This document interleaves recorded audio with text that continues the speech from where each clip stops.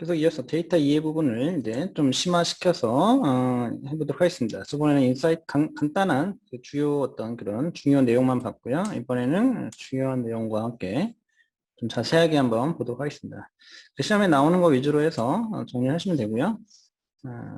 기출에서 이제 항상 물어보는 게 거의 패턴이 똑같습니다. 그래서 그런 부분만 계속 반복하시면 될 것 같아요. 자, 데이터의 정의 부분을 먼저 보셔야 되는데, 그 데이터와 정보의 관계에 대해서 알아보는 게 중요해요. 그래서 이 부분을 먼저 잘 외우시면 되고요. 시험에 아주 잘 나오는 부분입니다. 그래서 이거를 이렇게 안 나오고 예를 들어서 나오는데 그 예를 하나하나 다 들 수는 없어서 여러분들이 향후 이제 문제풀이 과정에서 그거를 이제 풀어보면서 하시면 될 것 같습니다. 데이터 이해를 바탕으로 이 데이터와 정보의 관계에 대해서 알아보면 되는 거고요. 그러니까 중요한 요점들은 제가 이렇게 정리해드려요. 여기에다가 이제 빨간 글씨로 이렇게 중요 단어들을 이렇게 뽑아 놓습니다.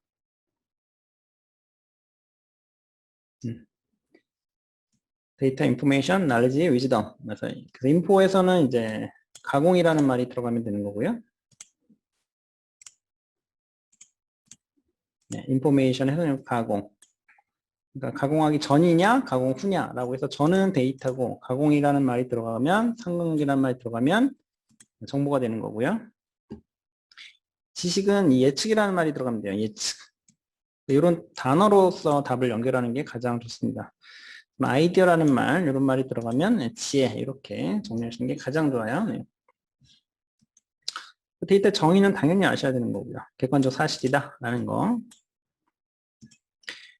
그리고 근거로서 추론, 예측, 전망, 추정을 위한 근거다 라는 것도 아시면 좋고요. 이것도 간혹 시험에 나오는데 정성적이냐 정량적이냐 라는 것도 예를 들어서 나오니까 구분을 반드시 해 두시고 알아두시면 됩니다. 그리고 지식 나선 활동이라는 것도 간혹 나오기도 하고요. 간혹 나오죠. 그래서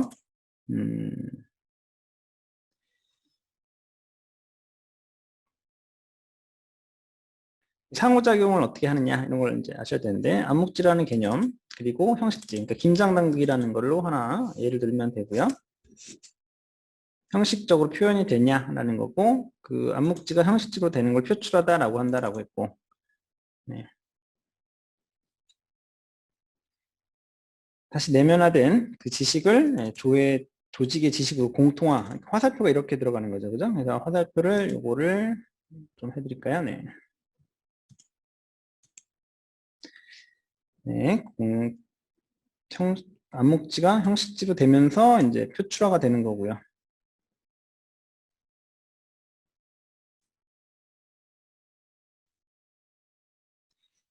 그리고 이 내면화된 지식을 공통화시켜야 되는 게 있고요. 예.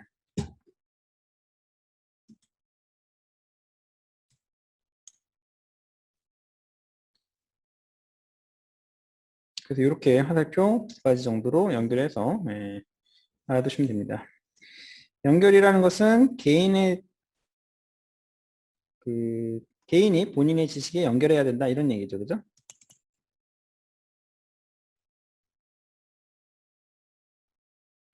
그리고 이거를 다시 또 내면화한다.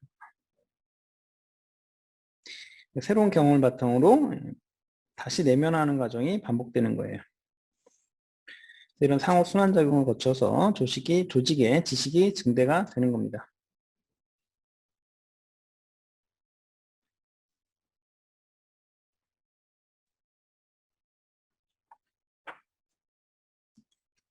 그리고 데이터 정보 연계, 그리고 데이터베이스 정의.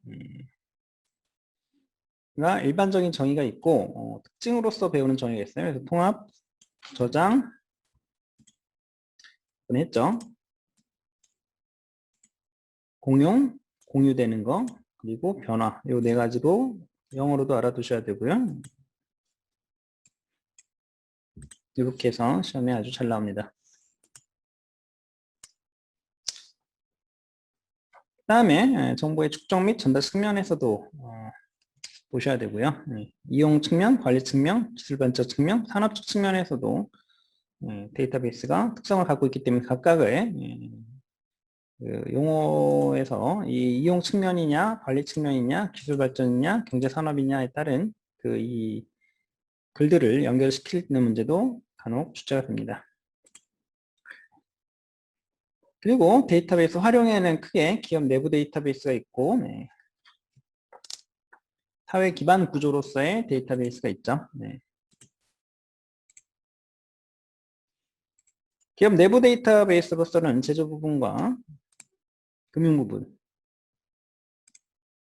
나뉘고요. 제조 부분은 데이터 웨어하우스 부분, 그 다음에 ERP 부분, 그 다음에 BI 부분, 그리고 CRM 부분 각각에 대해서 용어를 꼭 알아두셔야 되고, 금융 부분에서는 EAI, EDW 이렇게 잘 정리해 놓으시면 됩니다. 블록체인이라는 용어들 요즘에 뭐 다들 알고 계실 것 같고요. 자기가 모르시면 한 번씩만 정리해 놓으시면 됩니다. 그다음에 사회 기반 구조로서의 또 데이터베이스들이 EDI와 CAS 이런 용어들이 있다는 것을 알아두시면 됩니다. 유통 부분에 있어서는 KMS, RFID, CRM, SCM, 물류 부분에서는 종합 분류 정보망, VAN 이런 것들을 정리해 놓으시면 되고요. 지리 부분, 교통 부분, 의료 부분, 교육 부분 각 연결해서 정리하시면 됩니다. 그 다음에 데이터 웨어하우스의 4대 특성을 주제 지향성, 통합, 시결성, 비휘발성 네 가지로 꼭 알아두시면 되고요. 비즈니스 인텔리전스와 비즈니스 어널리틱스의 차이를 꼭 알아두시면 되고요. 비즈니스 인텔리전스는 과거를 가지고 현재를 측정하는 거가 되는 거고, 특정해서 향후를 기획하는 거고요.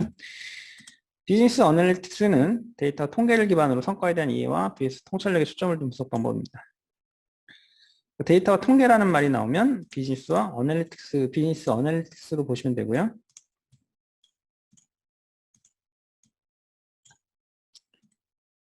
그 다음에 그냥 일반적인 과거 성과 비즈니스 계획한다 뭐 이런 말이 나오면 그냥 BI로 보시면 돼요.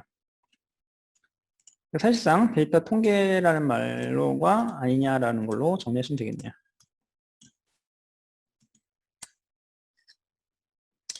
BI보다 조금 진보된 형태다라는 거를 그래서 과거에 했던 패턴을 우리가 BI다라고 하고 요즘에 했던 패턴을 또 BA다 이런 식으로 얘기도 하긴 해요. 그래서 제가 다시 한번 정리해 드린 거고요. 다시 한번 또 중요한 것만 각각 저장한 겁니다. 그래서 OLTP라는 용어와 OLAP라는 용어는 이 거래라는 말이 나오면 트랜지션으로 연결시키면 되고 분석이라는 말은 어널리티컬 때문에 A가 이렇게 연결하시면 됩니다. 다시 한번 또 다 정리를 한 겁니다. 이번에는 그러면 이제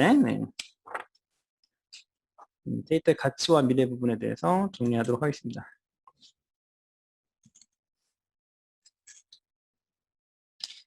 여기서는 이제 빅데이터의 개념 및 출현 배경 그리고 기능을 알아보고 빅데이터가 가져오는 본질적인 변화를 이해해 봅니다. 빅데이터 가치 및 기업, 정부, 정부, 개인에 미치는 영향을 살펴보고 빅데이터가 어떤 비즈니스 모델이 빅데이터에 사용되는지 알아볼 거고요. 빅데이터 활용이 본격화되면서 나타날 수 있는 위기 요인과 이를 통제하기 위한 방안에는 무엇이 있는지 이해하고 미래 빅데이터는 어떤 모습으로 진행될지 살펴볼 겁니다. 먼저 빅데이터에 대한 이해가 있어야 되는데 빅데이터는 말 그대로 좀 큰 데이터를 의미하는 단순하게 보면 그렇게 보는 거죠. 단순히 용량만 방대한 게 아니라 복잡성도 증가해서 기존의 데이터 처리 애플리케이션이나 관리 툴로는 다루기 어려운 그런 데이터 세트의 집합을 지칭합니다. 빅데이터 현상은 다양한 영역에서 일어나고 있고 이 빅데이터의 정의 또한 다양한데 먼저 일반적인 빅데이터 정의는 일반적인 데이터베이스 소프트웨어로 저장, 관리, 분석할 수 있는 범위를 초과하는 규모의 데이터다라는 말로 정리를 해요. 크기 관점에서는 이를 활용하는 데이터 규모에 중점을 둔 정의죠. 반면 데이터 규모보다 어떤 분석, 비용 및 기술에 초점을 맞춘 정의도 있어요. 그래서 그런 정의는 다양한 종류의 대규모 데이터로부터 저렴한 비용으로 가치를 추출하고 데이터의 초고속 수집, 발굴, 분석을 지원하도록 고안된 차세대 기술 및 아키텍처다라는 정의가 있습니다. 결국 이 빅데이터에 대한 관심이 확산되면서 정의 자체가 포괄하는 범위도 확대되기도 하고요.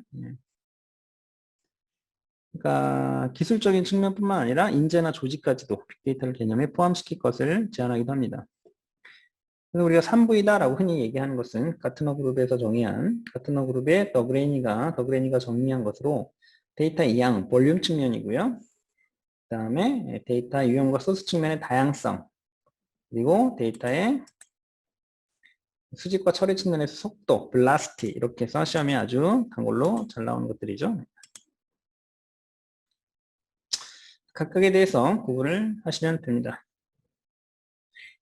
빅데이터 자체의 특징보다는 빅데이터로 인해 나타난 사회, 경제적, 문화적 변화를 포착하기 위해 조금 더 추상적이고 포괄적으로 다루기 위한 것으로 또 다른 정의가 있는데 새로운 통찰이나 가치를 추출해서 그런 추출해내는 일 그리고 이거를 활용해서 시장, 기업 및 시민과 정보의 공개 등 많은 분야의 변화를 가져오는 일을 또 정의하기도 합니다.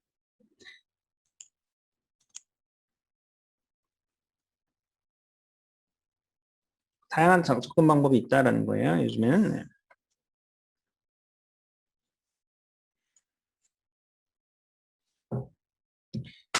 데이터의 출현 배경은 고객 데이터, 산업에서는 고객 데이터가 축적이 됐고 학계에서는 거대 데이터 활용에 대한 과학이 확산됐고 관련 기술이 발전이 됐기 때문에 빅데이터가 출현했다라고 보시면 되고요. 기본적으로 우리가 데이터 크기를 나타내는 단위, 이거 TPZY라고 제가 외우라고 하는데요. TPEZY, 요타, 까지 해서, TPEZY, 요타까지 있습니다. 요타 바이, 요타, TPZY, 이렇게 외우시라고 합니다.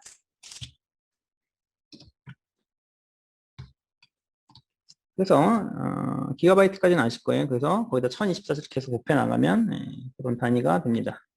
반드시 외우시고요.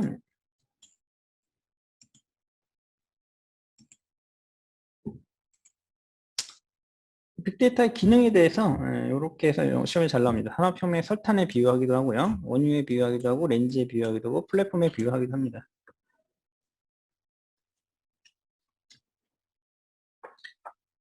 먼저 차세대 산업혁명에서 어떻게 보면 석탄과 철 역할을 할 것을 기대하고 있기 때문에 이렇게 얘기를 하고 있고 우리가 살고 있는 그 사회 저변을 떠받치는 에너지원이 원유잖아요. 그렇기 때문에 그렇게 되고 또 현미경이 생물학 발전에 미쳤던 어떤 영향만큼 데이터가 산업 전반에 영향을 미칠 것으로 기대하기 때문에 렌즈에 비유하기도 하고요. 렌즈 역할에 그래서 대표적인 사례가 구글의 앵그램 뷰어라는 게 있어요. 플랫폼이란 다양한 차원에서 활용되는 개념인데 비즈니스 측면에서는 일반적으로 공동 활용의 목적으로 구축된 유무형의 구조물을 말하죠. 기존의 OS를 플랫폼이라고 했는데 지금은 카톡이나 페이스북이라든가 이런 것들을 우리가 플랫폼으로 보죠. 앱이 그 역할을 한다라는 겁니다. 그죠?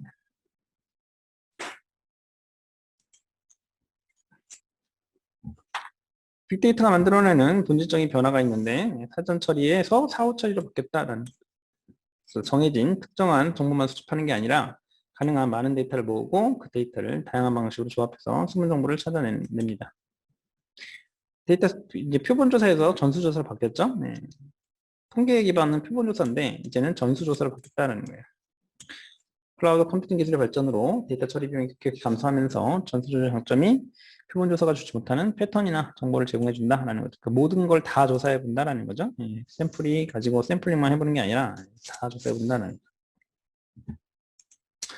질보다는 양적인 측면이 이제 증가한 거고요. 짜잘한 오류는 크게 영향을 못 준다. 대세. 그리고 인과관계보다는 상관관계를 본다라는 거죠. 이 네 가지를 반드시 외워놓으시기 바랍니다.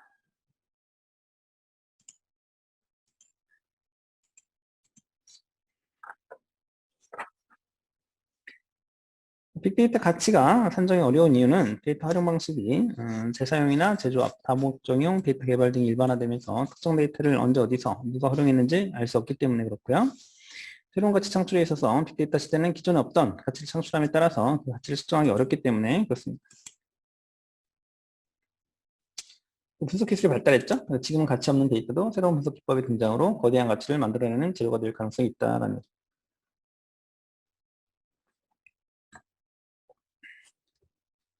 이 문구 자체로 그대로 나오기 때문에 특별히 여기서 더 설명드리면 오히려 헷갈릴 거예요. 이 문구 자체로만 정리해 놓으시고 반복 숙달을 하시면 됩니다.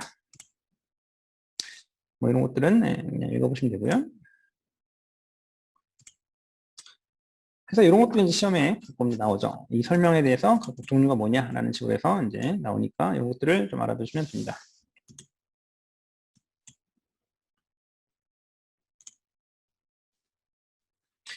그래서 연관문 규칙, 유형 분석, 그리고 유전 알고리즘. 머신러닝, 그 다음에 회귀 분석, 감정 분석, 소셜 네트워크 분석 각각에 대해서 정리해 놓으시면 됩니다. 그래서 빅데이터 활용 사례가 이제 나오는데요. 구글의 페이지 랭크의 경우에 사용자 로그 데이터 활용한다 하는 거죠. 월마트, 실시간 교통정보 뭐 이런 것들 다 아실 거예요. 그죠? 이게 이제 시험에 또 잘 나오죠. 위기요인 및 통제 방안 요거에 대해서 정리하시면 사생활 침해 부분 그대로 시험에 나옵니다. 그래서 다음 중 위기 요인이 이런 얘기가 나오면 요거는 뭐냐라고 물으면 사생활 침해다라는 거예요. 근데 읽어보면 어느 정도 이해가 돼요. 개인정보에 사용자가 책임을 지게 하는 게 통제 방안이고 특정 데이터가 본래 목적 외에 가공되니까 당연히 사생활 침해고 책임 원칙이 훼손된다라는 거죠. 예측을 미리 한다는 거죠. 누가 범죄자가 될 거다라는 것까지 예측하기 때문에 잠재적인 위험 상황에서도 책임을 추궁할 수가 있어요. 그러면 결국 책임이라는 원칙이라는 거에 훼손이 되겠죠. 기존의 책임 원칙을 강화시키는 게 이제 통제 방안이고요. 데이터가 잘못 사용되는 거를 우리가 오용이다라고 하죠. 그러면 잘못 사용되지 못하게 알고리즘 접근적 허용 및 객관적 인증 방안을 도입하는 게 중요하겠죠. 그래서 이것도 시험에 아주 잘 나오는 겁니다. 활용 3요소 그냥 외우시는 거고요. 데이터 기술 인력이다 라고 외우시는 겁니다.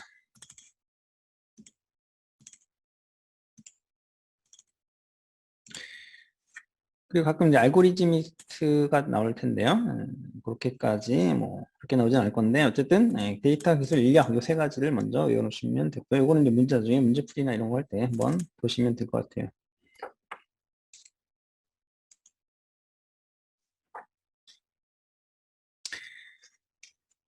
빅데이터 열풍과 회의론에 대해서 이제 좀 읽어보시면 데이터에서 가치를 끌어내 성과를 창출하는 것이 관건인데 왜 싸이월드가 페이스북이 되지 못했나라는 사례를 보면서 분석 기반의 어떤 경영 문화가 싸이월드는 부재했다라는 거고 비즈니스 핵심 가치와 연관된 심도 있는 분석을 수행하지 못했다라는 게 페이스북은 그렇게 했다라는 거고 고객 지표가 약화되면 그거에서 대응을 했어야 되는데 싸이월드는 그렇지 못했다라는 하나의 사례가 있습니다. 분석의 핵심은 양이 아니라 경영 자체에 뿌리 있게 자리 잡아야 되고요. 분석 문화가. 그리고 원천이 이제는 빅데이터로 간다 하는 거죠. 데이터 정보의 원천이, 다양한 정보 원천이. 그다음에 비용이 막 돈이 없어서 그런 게 아니라 분석적 방법과 성과에 대한 이해가 부족해서 핵심적인 어떤 거에서 벗어나갔고 분석이 제대로 이루어지지 못했다라는 반성을 하게 되는 그런 사례 예를 볼 수가 있습니다. 기존에는 전략적 통찰이 없었다라는 거죠. 일상 업무에 우수한 기업들은 일반적으로 전략적으로 이걸 업무에 사용하는데 그렇지 못한 기업들은 어떤 특수한 어떤 그런 사람들만의 전유물로서 생각을 하면 안 된다는 거죠. 너무 또 최적화를 복잡하게 하면 필요는 없다라는 거죠. 너무 쓸데없는 모델까지 활용 비즈니스 모델을 만들면 안 되고 최적화가 중요하다 보니까 최적화를 해서 가격을 낮춰도 단순한 비즈니스 모델로 더 낮은 가격을 제시하면 소용없다라는 거죠.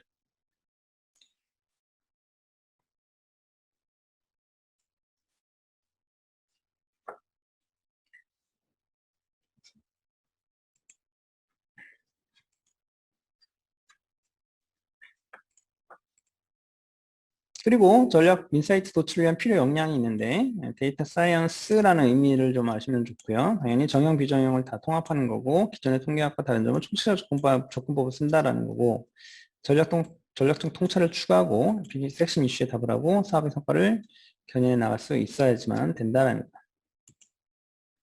데이터 사이언스 3대 구조 요소는 IT와 어널리틱스와 비즈니스 분석이 있다. 이렇게 좀 정리하시고요. 역량에서는 하드 스킬과 소프트 스킬이 시험에 잘 나옵니다. 그래서 하드 스킬은 주로 기술적인 측면인 거고 소프트 스킬은 주로 뭐 분석에 대한 전달력, 그러니까 통찰력 있는 분석과 설득력 있는 전달과 다분야 협력 이런 능력이 소프트 스킬입니다. 이것들은 그냥 쭉 읽어보시면 되고요.